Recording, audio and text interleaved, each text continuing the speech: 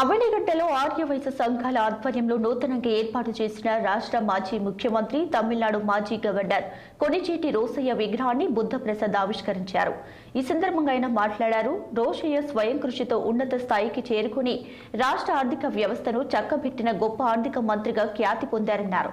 ఆర్థిక మంత్రిగా 16 సార్లు బడ్జెట్ ప్రవేశపెట్టిన ఏనాడు ఓవర్ డ్రాఫ్ట్ కు వెళ్లని ఏకైక నాయకుడు రోసయ్య అని గుర్తు చేశారు. అధికార పక్షంలో ఉన్న ప్రతిపక్షంలో ఉన్న ఉత్తమ పార్లమెంటేరియన్ గా కొణిజేటి రోసయ్య ఉత్తమ గుర్తింపు పొందారని, ఆయన జీవితం యువ ఎమ్మెల్యేలకు అధ్యయనమన్నారు. రాష్ట్రంలో కొణిజేటి రోసయ్య స్మృతి చిహ్నం ఏర్పాటు చేస్తామన్నారు. ఏనాడు అప్పులు చేయకుండా ఆర్థిక శాఖ నడిపిన రోసయ్య స్ఫూర్తితో నేటి ప్రభుత్వం రాష్ట్రాన్ని అప్పుల ఊబిల నుంచి బయటకు తేవాలన్నారు.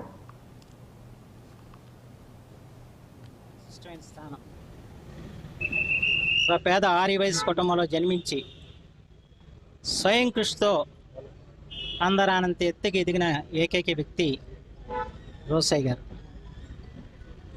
ప్రత్యేకించి ఆంధ్రప్రదేశ్ ఆర్థిక వ్యవస్థని చక్కబెట్టిన మహనీయుడిగా ఆయన ఎప్పుడు కూడా చరిత్రలో గుర్తుంటారు. దాదాపు 16 పర్యాయాలు ఆర్థిక మంత్రిగా వారు బడ్జెట్ను ప్రవేశపెట్టారు. ఏనాడు కూడా ఓవర్ డ్రాఫ్ట్ తీసుకోకుండా, అప్పులు చేయకుండా 1,00,000 కోట్ల బడ్జెట్ను ప్రవేశపెట్టినప్పటికి కూడా దేహి అనకుండా ఆంధ్రప్రదేశ్ యొక్క ఆర్థిక స్థితిని మెరుగుపరిచిన గొప్ప వ్యక్తి కొణిజేటి రోసయ్య గారు. ఈ రోజున ఆంధ్రప్రదేశ్ అప్పుల రాష్ట్రంగా